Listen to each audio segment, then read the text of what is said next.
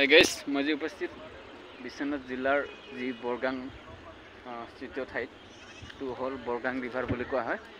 ইয়াতে আমাৰ মৰমৰ প্ৰাণৰ শিল্পী অসমৰ হিয়াৰ আমঠু জুবিন দাই ইয়াতে চিত্ৰগ্ৰহণ কৰিছিলে। ৰৈ ৰৈ বিনাৰে যি ছবি এটা আছিলে, এই তাত উঠি পেলে তেখেতে এইফালে ট্ৰেইন অহা এটা চিন দেখাইছিলে। এইফালে ট্ৰেইন অহা, এইটো হ'ল বৰগাং ৰিভাৰ।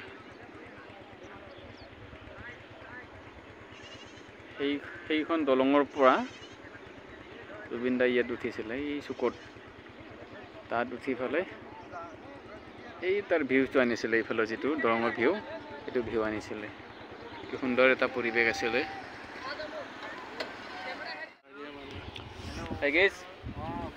এইখিনি আছিল ঠাইখিনি। এই ঠাইখিনিৰ পৰাই আমাৰ মৰমৰ প্ৰাণৰ শিল্পী জুবিন দাই যি ৰৈ ৰৈ তেখেতৰ ছবি আছিলে, চিত্ৰগ্ৰহণ কৰিছিলে। এইখিনি ঠাইৰ পৰাই, এইখিনিৰ পৰাই তেখেতে এই শ্বুটটো লৈছিলে। এইফালে যে দলং আছিলে, সেই দলংখনৰ শ্বুটটো লৈছিলে।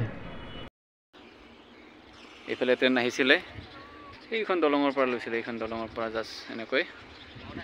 এয়া হ'ল বৰগাং স্থিত বৰগাং নৈ, ইয়াৰ পৰা লৈছিলে এইখন।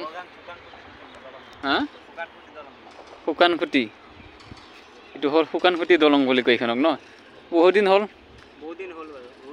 হ'ল ন? আপোনাৰ কোনে বনাইছিলে এইখন? জুবিন দাৰ মানে ইয়াতে ফিল্ম শ্বুট হৈছিলে, ৰৈ মিনালে বুলি। সেইটো ফিল্ম শ্বুট ইয়াতে হৈছিলে। মানে দলংখনৰ হেৰি কিমান হ'ল বয়সটো ক'ব গ'লে এইটো বহুতেই হ'ব। তো আমিও নাজানো। আমাৰ যোনটো হেৰি আছিলে, আমাৰ দেউতাহঁতে সেউতি পাইছিলে দলংটো।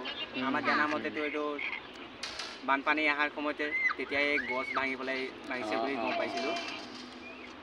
ঠিকে আছে। এয়া হ'ল বৰগাং।